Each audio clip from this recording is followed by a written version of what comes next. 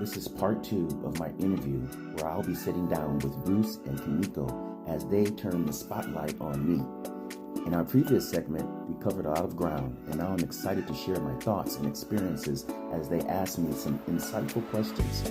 So get ready to join us for this engaging conversation as Bruce and Kimiko interview me. Let's dive in. Guys, we just had the most exciting interview with Eric Hall, who is building his resort in Belize. We asked him all the hard-hitting questions and all about his investment journey. Guys, so if you want that insider journey information, stay tuned and watch this video in 3, 2, 1.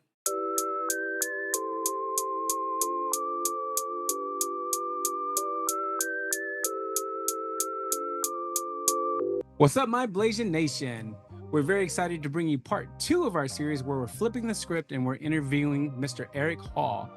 Eric has a very successful YouTube channel called Building My Belize, and if you're not already on it, the link will be listed below, so go check it out for us. Right, and you can also watch part 1 on his page as well. In this video, we're going to be talking to him about his journey into international investing and also his experience in bringing his dream resort to paradise. Right. All right, so let's welcome Mr. Eric Hall. Oh, thank you. That was a great introduction. That was a lot. I mean, like, wow, I'm doing all that. You are doing all that. I know, right? You are when doing people it. say it out loud, you're like, damn, I have done things. We're going to start with the most boring and the worst question you ever get in an interview. So tell us about yourself. Well, as such as yourself, I'm in the medical field. I'm a registered respiratory therapist, have been for 32 years, trying to look towards my golden years now. And I became interested in investing in Belize many years ago. Okay. But before I get to that, I've done some investing, here in the United States, throughout the years. But I just figured into my golden years, do I want to keep investing in the US or do I want to look somewhere else? So about 15 years ago, I started actually researching Belize. Wow. And why 15 years ago? I wanted to retire 15 years ago. So I gotta have a plan, man, Yeah. So I'm like, so Belize is just for so many obvious reasons, the proximity to the US, English speaking country, former Commonwealth country. And I say that because it's familiar business wise when you're doing business. It has that familiarity to it. So it makes it a little bit more smooth. And of course, the country makes it very conducive for expats, for investors to come there and invest. So those were kind of obvious reasons why Belize. But for me and my family, I just wanted something that we could pass on to my daughters. I have 3 daughters, and my wife and I, we've been married. We just celebrated our 33rd wedding anniversary in August. And so thank you. And so we wanted something that we could pass on to our kids, and that legacy wise, so they can manage and they can run it, and their kids can run it. And it's one of the reasons why I have my oldest daughter with me now on every meeting I go to, every discussion. She was in the meetings with Norma and John. She was in the meetings in Belize, because I just want her to understand the process. And I want her to have skin in the game, basically. And because my wife and I, God willing, we'll be here for a while, but not if we were to be taken away today. I just don't want this dream to die. So I want my daughters to understand what's going on, so they can just pick it up and just continue going. I love that. That's kind of my who am I and why Belize all into one. It's a dream. It's a vision of mine. I've always been this artistic person, and I've always drawn sketches and floor plans of things that are in my mind, of things that I'm dreaming about, or wow, wouldn't this be wonderful if not we just had these things, but just that we can develop this and share this with others. So I've always been that big dreamer kind of guy.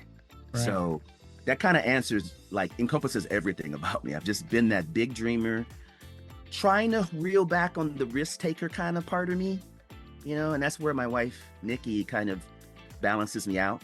Mhm.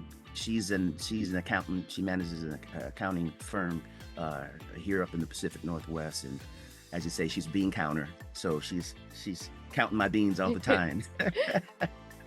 So we kind of balance each other out that way. But I'm a big dreamer, and Belize has always been on my radar. And once I got all my initial research boxes checked, it was kind of a no-brainer, And in some of my earlier videos, I did a 3-part video series on the research that I did. Well, let me back up a little bit. I do have this series called My 10 Steps to Developing a Resort in Belize. Mhm. Right. Okay. It's on our YouTube channel right now. My first step was research. Okay. And before I had any money to do anything, I had time, I could do the research, right? I was like, okay, I got to save up some money. I got to, when I'm ready to make a move, I got to be ready to make a move, right? Mhm. And, as respiratory therapists, we make decent money, but we're not, high income earners. So, I have to be strategic about, things financially and how much, liquid money we have to invest. So 15 years ago, I didn't have the money. So I had the time to invest. Right. And in research. And from that research, it just got me to become more comfortable with, when I do have the money, I'll be ready to pull the trigger. Okay. Right. But it's international. And like anytime I mention international investing, everybody gets scared. Everybody's like, Yeah. I don't want to lose my money, blah, blah, blah. So how did you overcome that hurdle? Yeah, that's a very good question. And I guess part of it has to be in you to just trust the process and trust your discernment in, should I go right? Should I go left? Is this the right thing to do? Consulting people who have done things that you haven't done before, Mhm. confirming that, yeah, that's a good idea, but not necessarily talking to people that you think would give you good advice. Maybe people close to you, your family and friends. They might be the ones that are saying, that's dumb, I don't know. Is it safe out there? Are you just buying some swampland? Are you just throwing your money away? And, Right. Americans have an idea of the rest of the world being this place of unknown, and Yeah, wilderness. It's just it's yeah, this wild out there. wilderness, this dark wilderness. Yeah. But if you do your research and you get out of the United States sometimes and see other people and cultures and places, and you understand why people live the way they live, why their government runs the way they run, why they do business the way they do business, and you find out that they're not that much different than us, and then you find out, well, maybe they even do things a little bit of better process than we do it. So, but to answer your question, I just get over it by doing my research, and I'm a risk taker at heart, and I'm a dream builder, and I'm a dreamer at heart as well. So I just can't be all those things without taking some action. It's just like you dream big and you figure out the details later, right? Well, I don't know about you, but we bought our very first property in Belize sight unseen. And I don't know if you did that. And if you did, Yeah. how did you acquire your property? Well, I was gonna get to that because I did that. Oh, I did exactly that. And Yeah. then when I told people I did that, they're like, you're crazy. the crazy Oh, came I out. thought you were so It's crazy. like, dude, are you okay? Are you okay? Yeah. No, seriously, Eric. I'm Are like, you it okay? has to be a scam. Like, there's Yeah, no way. It has to be. Yeah. You know what though? It's like this to me. I look at it like, okay, it's a different way of researching. As Mhm. you know, there's no MLS. You got to go straight to YouTube, right? Right. And then I just found people on YouTube, real estate agents that with names I recognize, Keller Williams, Remax, but yet they were doing business internationally. Mhm. It didn't matter if it was Remax or Keller Williams. It could have been ABC Company. There were people out there representing real estate, okay? Yes. But you have to find it a different way. On YouTube, there's no MLS. So, as you guys did, I found and felt comfortable with Dennis Kaye and Israel Barrientos, Yes. right? Yes. So much as to I'm wiring them $30,000 Yep. down payment. Yep. Yes. Who does that, right? Right. I felt totally Apparently- comfortable doing that. Apparently, us three. We do. Apparently, We're the only ones. I guess. No, there's more, but it feels Yeah. like it's just us. Like, Yeah. okay. you know, but it's like we talked so much. We had so many Zoom calls. They sent me so many drone shots. Right? Yeah. I felt like I was there. I felt Yeah. like I knew this country. I felt like I knew the island. I knew Secret Beach. I knew the market. Thanks to those guys, Mhm. right? And the questions I asked them. Israel, we the two of those guys are, you know, we're obviously like you guys. We're good friends now, right? Mhm. Yeah. And sometimes he would just like, golly, this guy's asking for a lot. I would tell him, okay, the drone shot was nice, but next time go about 20 feet off the ground. Yeah. I want this kind of shot and then do this kind of angle. Uh-huh. And it's like this guy, this guy here, right? But he did it for me, and I got what I needed to see. Yeah. Uh-huh. And then when I went there, Bruce, Kamiko, it was not only met my expectations, but the beauty. The culture, It the was- people, it exceeded it. And we felt the same way. Like when we bought our first one sight unseen, and I was like, okay, we're doing this. And then we went down, and then we just kept going. Yeah. We kept buying and Yeah. buying and buying. Yeah, and just fell in love with it. And we were like, okay, we're gonna change our whole entire retirement plan. We did. Yeah. Because our original retirement plan was like, okay, we're gonna save enough. We're gonna go to Maui because we did our engagement trip in Maui, and I was like, I want to live here, right? Yeah. And then Yeah. Belize comes into the picture, and I was like, okay, I guess we're switching islands. Wow. Yeah. So Wow. We have a Maui story too. But that's funny. Yeah. Yeah. And you know, will tell you this one story though. Yeah. My wife's been skeptical all the time. She's not a risk taker, right? Oh, we're doing the right thing. Oh my God, you know. When I took her out there, and we walked to the property because it's boat access only Right. Mhm. with Israel. You crossed we the got out canal, or there. did you go boat? No, we walked. We went to the end of the road and we And then walked. road- and then went walked. across the Channel. canal. And we walked all the way there Yeah. to the property, you know, waist deep water. Yeah. And my wife, after about 10 minutes being there, she turned at me, she grabbed my face and kissed me and said, Oh. "Good job, honey. Good job." Aw. And I was like, oh. I was like, oh, I can exhale now, right? Does she Yeah. like Oh, it? Does that's she like so it? Does she like it? If she hates this, it's a wrap. Oh, yeah, man. I might as well sell it. You know?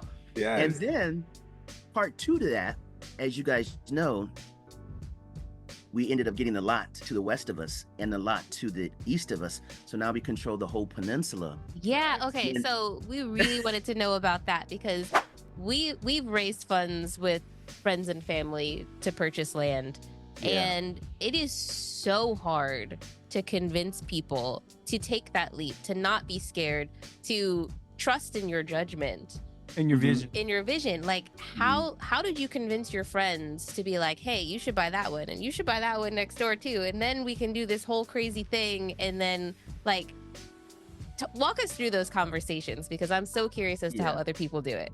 I've done a lot of real estate investing in the past, and I've been through those times when you try to talk to your friends and your family. You try to paint this vision for them, but Mhm. sometimes they just don't see it, and that's fine. And sometimes some do, and that's fine too.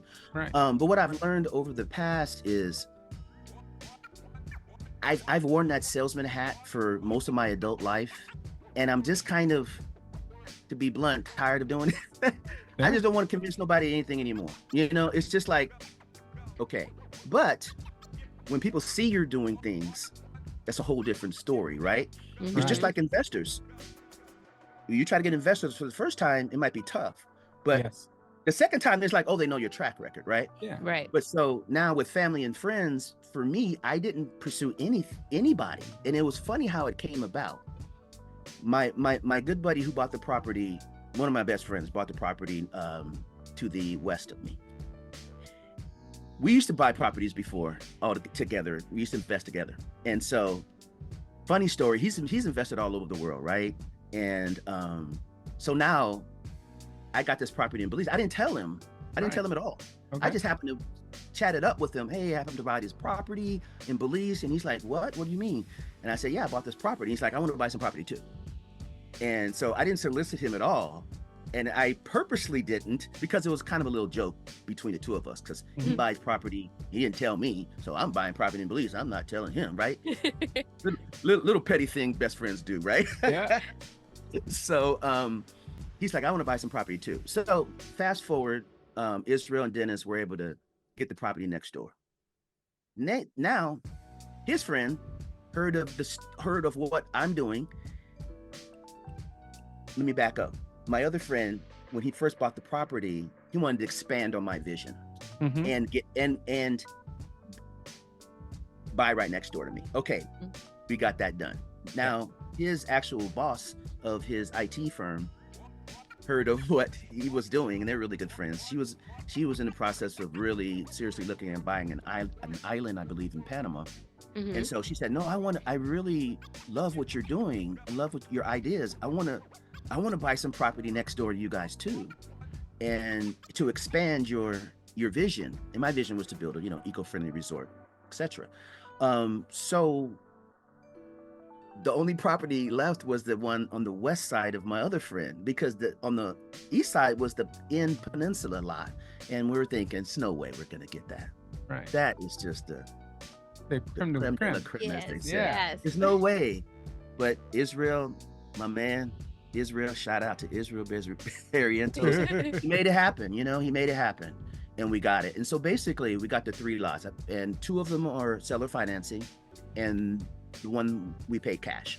Yeah. So my lot, we paid like 50K for mine, and the one to the west, we paid 160, and both of these are under seller financing. And then the peninsula lot, we paid like 225 cash. Nice. Very nice. Price. Oh, that's a great price for that. Yeah. Oh my gosh. And especially nowadays. Because there's no road access. Right. Right across the channel, there's a lot with 90 feet of beachfront going for 600 plus, K. And we have, when I first bought my lot, it was just 100 feet. So we're on a peninsula, so it's 100 feet on the south end, and then another 100 feet on the north beach. Yeah. And so my friend's property is about the same. Yeah. So between the two, we have 400 feet, 200 and 200. On each side, yeah. But now the peninsula adds another 350 feet. So that's 750 plus feet of beachfront we have now. Yeah. And That's I'm just amazing. pinching myself still. So beautiful. Now man. we're trying to create something beautiful. Yeah. Yes. I Well, love speaking it. of that, tell us your plans for that peninsula, man. Tell us your vision. We meaning my 2 new neighbors and partners, we want to have 3 separate parcels, separate lots, entities, but make it look like one large resort. Yes. Meaning we want to have 3 separate private residences, and on each lot have 3 private villas, which equates to 9 villas on the resort, 3 private residences, 3,000 square feet, something like that. And then on the center property, which is mine, the main focal point will be a music pavilion. Oh my gosh, I can't talk. Will be a music pavilion. Okay. Yeah. Where we have live music. I'm a musician myself, and I have a lot of musician friends here in Seattle, and then I'm really making a lot of new relationships in the music community there in Belize on the island. But we want to have a place to have live music, entertainment, dining, that sort of thing. That focal point will be in the center lot. And of course, pools and lush gardens. And on the south end, you remember we have 350 feet. So on the south beach, Yes. will be the seawall, be a seawall and a pier where boats can come in. That's basically, for right now, our only access to the property is boat access. Right. And that's the closest point from the canal, right? Yes. The south end. The cut from the bay, it comes in, you make a right into the cut, into the lagoon areas where we are. And we're about 1,000 feet in. So yeah, we're going to build a pier there so we can come in on boats. Eventually there is a road access on our north beach, a 20-foot road access. But I was worried about that before we bought the in-lot. I was like, man, I got to keep this road access for this neighbor over here. You know, now the neighbor is my friend. I know So it. Be like, it's yeah, I private mean, road we'll still now. keep the access So there. private But cul-de-sac, sir. yeah. But just envision the South Beach will be kind of where all the excitement happens, right? And the North Beach will be the quiet, serene. I mean, just a beautiful lagoon up there. I mean, just surrounded by just beautiful, pristine lagoon waters, and so it's just beautiful. As a matter of fact, little story. When we first went out there, it started raining real heavy. Yeah. And then, just a beautiful warm rain was coming down. And Israel said, just wait a minute. I said, wait for what? He said, just wait a minute. Watch what happens. You'll see the beauty. When the rain stopped and the sun came out and just shined along the waters, it was just like, I was just mesmerized. It was one of those wait for it moments, and it was just like, wow, this is gonna be, our spot, Mhm. So it's very magical out there, I say.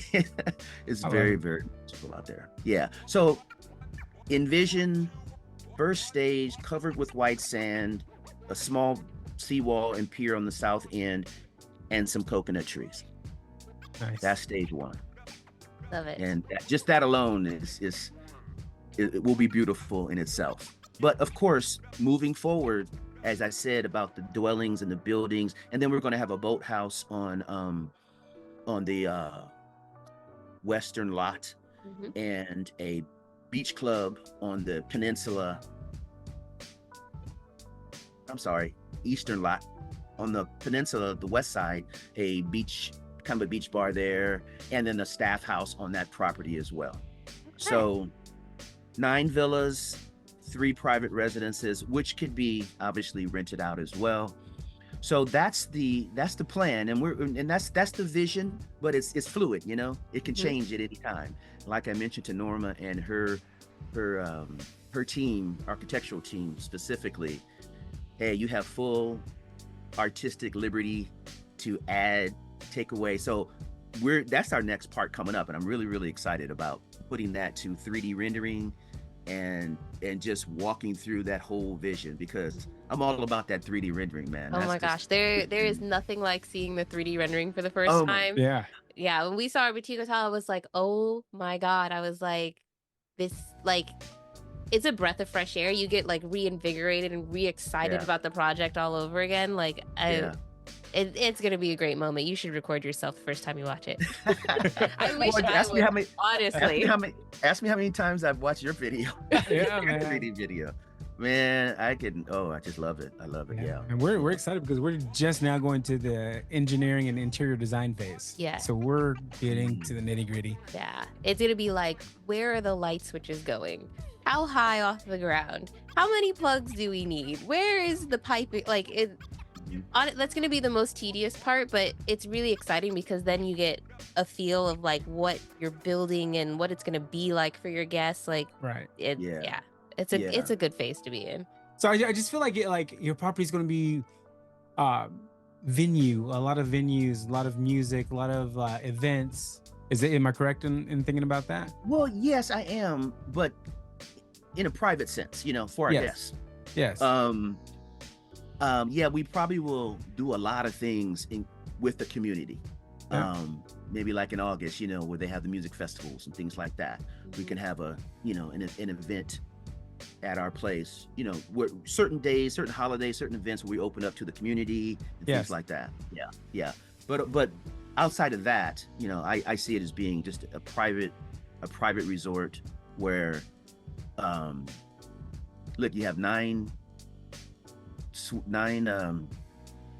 villas, and say you have just couples in there, that's 18 people, and then you have 3 private residents with maybe 30 people, something like that. So maybe 50 to 75 people there at once, seeing a small intimate little concert with a world-renowned artist or something, like who's my guy that comes to Seattle all the time? I forget, but you know, we like to go to a lot of jazz clubs and things like that out here in Seattle. But I've met a lot of really great musicians there already in Belize. But I'm just kind of trying to paint a picture, you know, of more of an intimate setting, but yet luxury and fully, you know, state of the art sound concert venue where you can, because I like intimate concerts. Yeah. Right. You know, that's what I like. And you know, a place where just me and my friends can play for crowds as well, but have really like high-end talent there, like a Gerald Albright or something, or you know, a saxophone player, or you know, somebody like that. I always run into those guys in Seattle. And so who's the bass player? There's a lot of really cool international people that come through here, and you get to really kind of chill with them and talk with them, and so maybe one day I'll get one of those guys out to play there. But anyway, that's the plan, that's the vision. It's just to have a place where one of the things we talk about is the MAC, music, art, and community, on some of my videos. Music, art, and community, and that's kind of the centerpiece of everything. It'll be a musical place. It'll be a place where, you know, artists can really come and not only exhibit their art, but also we can be involved in the community, as far as the artistic community, the music community, and everything centers around community. But then you might say, well, Eric, you said it's private. It is a private place, but we open it up to the community to benefit the community when we see opportunity. Yeah. That's one of the things. That's my vision. I love about Belize is they are very much about, you know, taking care of their people and making sure that, like, you know, that foreigners don't come in and just like take over everything, right? So they want to make sure that you're, you know, hiring Belize citizens and you're providing job opportunities, and you know, that you are giving back to the community and making sure that, you know, these people that help you get where you are, you know, that you're giving back to them. Right. And you're really integrated into the community and not just, you know, there to play around. To take advantage of. Yeah, and that's one of the things I really, since day one, has tried to be cognizant of, is being respectful of their land, of their culture, of their people, and I've really appreciated that I've went through this process of developing our resort kind of in an a la carte kind of fashion, as opposed to kind of where you guys are now. But I'm getting to where you are now. But up until then, I was just doing it. I was talking to everybody, right? I was talking to the builders, the contractors, everybody about everything.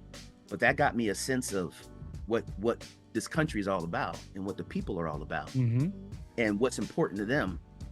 And so it deepened my respect for the people and the culture, especially not in the country, but in the island, and even in our small little neighborhood of Secret Beach. You know, I've talked to all the neighbors, I've talked to all the bar owners, restaurant owners, I've talked to like everybody, and I've gotten bids from everybody. So there's probably nobody I haven't talked to already, but it's got me a sense of not just about business, it's about those relationships I talked about. So, and then some people I couldn't continue on with them doing business, but we have a good relationship. Right. You know what I mean? Yeah. So I'm glad I went through that process. If somebody was coming to you and they wanted to like really think about investing in Belize, right? And you could give them some advice, is there any advice that you would give them? I've been asked this question a lot, and I've been asked a lot of questions regarding advice, and I'm not really comfortable giving people advice. Okay. But I can give you my testimony. Right. You know, I can tell you what I've done, and I can tell you, if I haven't done it, I can most likely steer you in the right direction of people who has done it. You know, so, but you have to do your own research. You have to do your own due diligence. I'm a research nerd, so it's comfortable. It's a little comfortable place for me to be. You know, I just like to do the deep dive. But if that's not comfortable for you, you have to make it comfortable for you, because once you do that, then you'll be at more peace in making that decision. Yeah. Well, Eric, man, we appreciate you giving your testimonial about your journey in building your resort in Belize. I love it, man. Yeah, we're really excited. Yeah. Guys, if you want to go check out Eric, make sure you go to Building My Belize's YouTube channel. right? And the link will be below again. You want to say anything to wrap it up? Yeah, and again, if you missed part 1 of this series, we're gonna link it right up here. Yeah. Yeah. Here. Here. Yes. Yeah, We'll please link go it up watch that because it was great. It was great. I mean, you guys were great. The value that you guys give, and I just want to, shout out to your channel, blasianstation. And you guys are fun. You give really good information, and you make it very clear and concise. So, yeah, I'm definitely, sharing all of everything that you guys do with our viewers. So we'll be working together a lot. Like you said, we're family now. So Yes. Thank you so much, man.